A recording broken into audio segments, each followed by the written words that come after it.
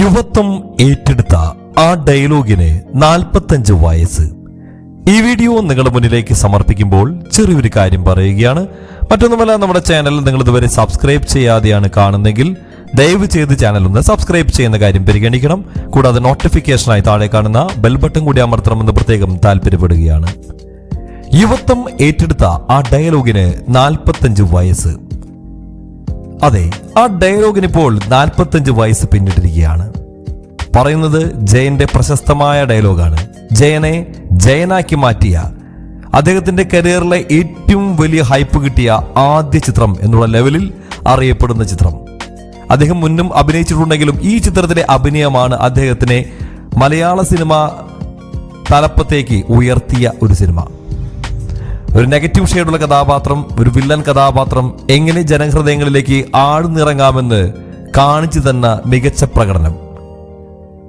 Day പയ്യൻ, നീ എന്നെ ശരിക്കും മനസ്സിലാക്കിയിട്ടില്ല. 70കളിലെ യുവത്വം ഏറ്റെടുത്ത ആ ഡയലോഗാണിത്. ഈ ഡയലോഗ് മാത്രമല്ല, ഡയലോഗ് പറഞ്ഞയാളെയും മലയാള സിനിമ പ്രേക്ഷകർ ഹർഷാരവങ്ങളോടെയാണ് ഏറ്റെടുത്തത്. അതാകട്ടെ 45 വർഷങ്ങൾ പിന്നിട്ടും കഴിഞ്ഞിരിക്കുന്നു.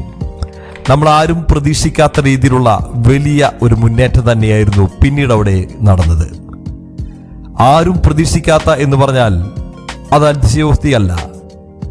എല്ലാവരും ഒരിക്കൽ പോലും പ്രതീക്ഷിക്കാത്ത ഒരു വില്ലൻ അങ്ങനെ നായകനായി മാറുന്ന കാഴ്ചയാണ് മലയാള സിനിമ ഒന്നടങ്കം അന്ന് കണ്ടത്.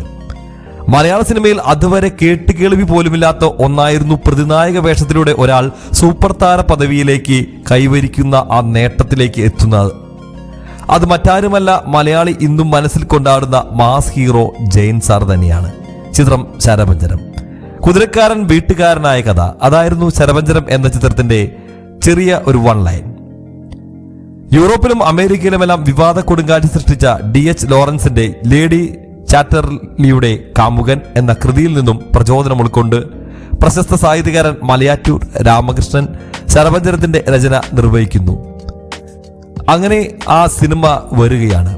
സിനിമയിലെ കഥയാകട്ടെ ഇങ്ങനെയും. ധനാഢ്യായ സൗദാമിനിയുടെ വീട്ടിൽ കുതിരക്കാരനായി വന്ന് ഒടുവിൽ ഗൃഹനാഥനായി മാറുന്ന ചന്ദ്രശേഖരൻ എന്ന ഒറ്റയാന്റെ കഥയാണ് ഹരിഹരൻ ദൃശ്യവൽക്കരിച്ചത്. സ്വന്തം സുഖത്തിനും ഉന്നമനത്തിനും വേണ്ടി ഏതറ്റം വരെയും പോകാൻ മടിയില്ലാത്ത ചന്ദ്രശേഖരൻ തന്നെയാണ് ശരപഞ്ചരത്തിലെ നായകനും പ്രതിനായകനും. ഡോക്ടർ ബാലകൃഷ്ണന്റെ രചനയിൽ ലേഡീസ് ഹോസ്റ്റൽ എന്ന തമാശ ചിത്രത്തിലൂടെ സംവിധാനത്തിലേക്ക് പ്രവേശിച്ച ഹരിഹരൻ പതിയെ ഗൗരവമുള്ള വിഷയങ്ങളിലേക്ക് ചൂടുമാറി. ആ മാറ്റത്തിന് ആക്കം കൂട്ടിയ വർഷമായിരുന്നു 1979 2 ചിത്രങ്ങൾ. ആ 2 ചിത്രങ്ങൾ ആ വർഷം ഹരിഹരൻ്റെതായി പുറത്തിറങ്ങി. ഇടവഴിയിലെ പൂച്ച, മിണ്ടാപ്പൂച്ചയും ശരപഞ്ചരവും. ഇരു സിനിമകളും പ്രശസ്ത സാഹിത്യകാരന്മാരായ MTയുടെയും മലയാറ്റൂരിന്റെയും രചനകളായിരുന്നു. 2 ചിത്രങ്ങളും നിരൂപക പ്രശംസയും പ്രേക്ഷക പ്രീതിയും ഏറ്റുവാങ്ങി. പ്രമേയപരമായ ചില സമാനതകൾ ഉണ്ടെങ്കിലും 2 ചിത്രങ്ങളും തികച്ചും വ്യത്യസ്ത പശ്ചാത്തലത്തിൽ ഉള്ളവയായിരുന്നു. 1976 പഞ്ചമയിലൂടെ ജയന് ബ്രേക്ക് നൽകിയ ഹരിഹരൻ ശരപഞ്ചരത്തിലൂടെ ജയന് താരപരിവേഷവും നൽകി. 1974 JCയുടെ ശാപമോഷം എന്ന ചിത്രത്തിലൂടെ അരങ്ങേറിയ ജയൻ തിരിച്ചറിയപ്പെടുന്ന ഒരു നടനാകുന്നത് പഞ്ചമി എന്ന ചിത്രത്തിലെ വില്ലൻ കഥാപാത്രത്തിലൂടെയാണ്. തുടർന്ന് പ്രേം നസീർ, മധു, സോമൻ തുടങ്ങി അന്നത്തെ പ്രമുഖ താരങ്ങളുടെ എല്ലാ ചിത്രങ്ങളിൽ വില്ലനായോ സഹനടനായോ ജയൻ വേഷമിട്ടിരുന്നു. പ്രേം നസീർ നായകനായി അഭിനയിച്ച ചിത്രങ്ങളിലെ ഉപനായക വേഷങ്ങളിലൂടെ ജയന് പതിയെ ജനപ്രീതി കൈവന്നുകൊണ്ടിരുന്നു. തച്ചോളി അമ്പു, കണ്ണപ്പനുണ്ണി, ലിസ, ഇരുമ്പഴികൾ എന്നീ ചിത്രങ്ങൾ ജയന്റെ താരപദവിയിലേക്കുള്ള യാത്രയിൽ ഏറെ നിർണായകങ്ങളായിരുന്നു. ഇരുമ്പഴികളിൽ ഏറ്റവും അധികം കയ്യടി നേടിയത് ജയനായിരുന്നു. അമിതാഭ് ബച്ചൻ ഷോലെ എങ്ങനെയായിരുന്നു അതേപോലെ ആയിരുന്നു ജയന് ഇരുമ്പഴികൾ. ജൂനിയർ ആർട്ടിസ്റ്റിൽ നിന്നും വില്ലൻ വേഷങ്ങളിലേക്കും തുടർന്ന് ഉപനായക വേഷങ്ങളിലേക്കും ക്രമാനുഗതം വളർച്ച പ്രാപിച്ച ജയൻ ശരപഞ്ചരത്തിലെ പ്രതിനായക വേഷത്തിലൂടെ അക്ഷരാർത്ഥത്തിൽ സൂപ്പർ താരമായി മാറുകയായിരുന്നു. ജയന്റെ ഡയലോഗ് ഡെലിവറിയും ബോഡി ലാംഗ്വേജും സ്റ്റൈൽ ആൻഡ് ഡ്രസ് സെൻസും സർവോപരി സാഹസികതയും യുവജനങ്ങൾ വളരെയധികം സ്നേഹത്തോടെ ആവേശത്തോടെ ഏറ്റെടുത്തു. ഒരു യുഗം അവിടെ ആരംഭിക്കുകയായിരുന്നു. ശരപഞ്ചരത്തിന്റെ അഭൂതപൂർവമായ വിജയവും അതിലെ ജയന്റെ മാസ്മരിക പ്രകടനവും കണ്ട നടൻ KP ഉമർ ഇങ്ങനെ പറയുകയുണ്ടായി, ഇതാ മലയാളത്തിലെ അംജിദ് ഖാൻ പിറന്നിരിക്കുന്നു എന്ന്. എന്നാൽ വരും മാസങ്ങളിൽ മലയാളത്തിലെ അംജിദ് ഖാനല്ല, അമിതാഭ് ബച്ചൻ തന്നെയാണ് ജയൻ എന്ന് തെളിയിക്കപ്പെട്ടു. 70കളുടെ അവസാനത്തോടെ ശുഭദ യുവനത്തിന്റെ പ്രതിനിധിയായി ബച്ചൻ ബോളിവുഡ് കീഴടക്കുന്ന കാലം. അതിന്റെ അനുരണനങ്ങൾ വിവിധ ഭാഷകളിലും ഉണ്ടായി. തമിഴിൽ അത് രജനികാന്ത് ആയിരുന്നു. അദ്ദേഹം തന്നെയായിരുന്നു അവരിൽ പ്രമുഖനും. മലയാളത്തിൽ സോമനും സുകുമാരനും നിഷേധ യൗവനങ്ങളെ അവതരിപ്പിച്ച് കയ്യടി നേടിയെങ്കിലും പ്രേക്ഷകർക്ക് ഒരു പൂർണ്ണത കൈവരുന്നത് ജയന്റെ കഥാപാത്രങ്ങളിലൂടെ തന്നെയാണ്. ജയന്റെ ശരീര സൗന്ദര്യത്തെ പരമാവധി ചൂഷണം ചെയ്ത ചിത്രമാണ് ശരപഞ്ചരം. ജയന്റെ ഫിസിക്കിനോട് കിടപിടിക്കത്തക്ക നായക നടന്മാർ ദക്ഷിണേന്ത്യയിൽ സിനിമയിൽ തന്നെ അക്കാലത്ത് ഉണ്ടായിരുന്നില്ല എന്നുള്ളതാണ് വാസ്തവം. ഇന്ത്യൻ സിനിമയിൽ തന്നെ എന്ന് പറഞ്ഞാലും അതിൽ അതിശയോക്തിയില്ല. കാരണം ഇന്ത്യൻ സിനിമയിൽ അന്ന് അദ്ദേഹത്തിന്റെ ശരീര സൗന്ദര്യത്തോട് കിടപിടിക്കുന്ന ഒരേ ഒരു താരം മാത്രമേ ഉണ്ടായിരുന്നുള്ളൂ. അത് ധർമ്മേന്ദ്ര മാത്രമായിരുന്നു. അദ്ദേഹം തന്നെയായിരുന്നു ഇക്കാര്യത്തിൽ ജയനോട് താരതമ്യപ്പെടുത്താൻ അന്നുണ്ടായിരുന്നത്. ശരപഞ്ചരത്തിൽ ജയന്റെ ചന്ദ്രശേഖരൻ എന്ന കഥാപാത്രത്തിനൊപ്പം തന്നെ പ്രാധാന്യമുള്ള വേഷം തന്നെയാണ് ഷീല അവതരിപ്പിക്കുന്ന സൗദാമിനിയുടെയും. താരപദവിയിൽ തിളങ്ങി നിൽക്കുന്ന വേളയിൽ അല്പം നെഗറ്റീവ് ഷെയ്ഡുള്ള ഇത്തരം കഥാപാത്രങ്ങളെ അവതരിപ്പിക്കുന്നതിന് ഷീല മുമ്പും മടി കാണിച്ചിട്ടില്ല. സത്താറും ശ്രദ്ധ പിടിച്ചു പറ്റി. ചിത്രത്തിലുടനീളമുള്ള കഥാപാത്രമായിരുന്നു ഒടുവിൽ ഉണ്ണികൃഷ്ണന്റേത്. പക്ഷെ ചിത്രം ഒടുവിലാണ് ബ്രേക്ക് നൽകിയില്ല. പിന്നെയും വർഷങ്ങൾ കഴിഞ്ഞാണ് അദ്ദേഹം ശ്രദ്ധേയനാകുന്നത്.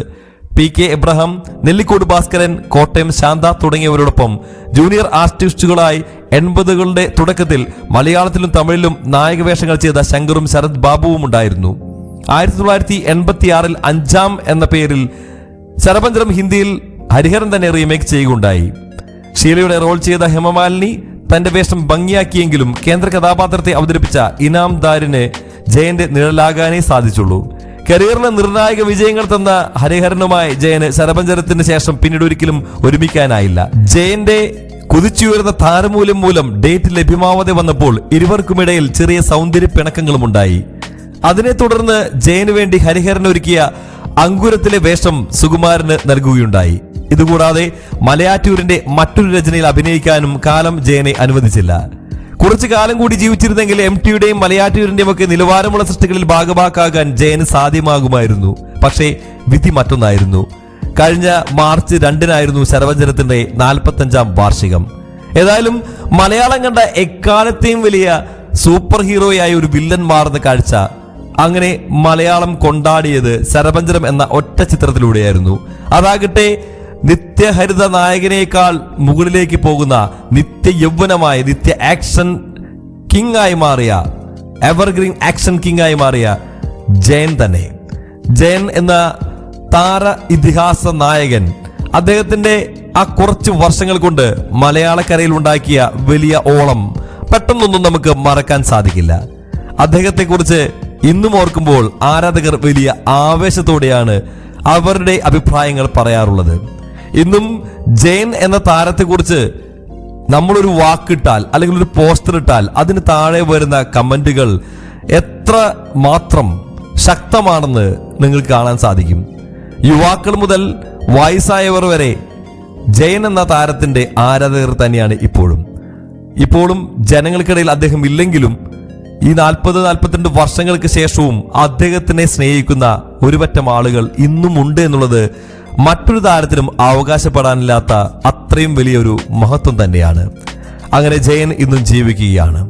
മലയാളത്തിൽ ഇന്നും അദ്ദേഹത്തിന്റെ ഓർമ്മകൾ അലയൊലികൾ കൊള്ളുകയാണ്. സിനിമയുള്ളിടത്തോളം കാലം ജയൻ എന്ന ആക്ഷൻ ഇതിഹാസ താരം എന്നതിനപ്പുറം മികച്ച വേഷങ്ങൾ ലഭ്യമാകാതെ നഷ്ടപ്പെട്ടു പോയ ഒരു നായകൻ എന്ന് തന്നെ അദ്ദേഹത്തെ നമുക്ക് വിളിക്കാം. ഈ വീഡിയോ നിങ്ങൾക്ക് ഇഷ്ടപ്പെട്ടെന്ന് കരുതുന്നു. വീഡിയോയെ കുറിച്ചുള്ള നിങ്ങളുടെ അഭിപ്രായങ്ങൾ താഴെ കാണുന്ന കമന്റ് ബോക്സിൽ ദയവ് ചെയ്ത് രേഖപ്പെടുത്തുക. മറ്റൊരു വീഡിയോയുമായി നമുക്ക് വീണ്ടും കാണാം. അതുവരെ എല്ലാവർക്കും ബൈ ബൈ.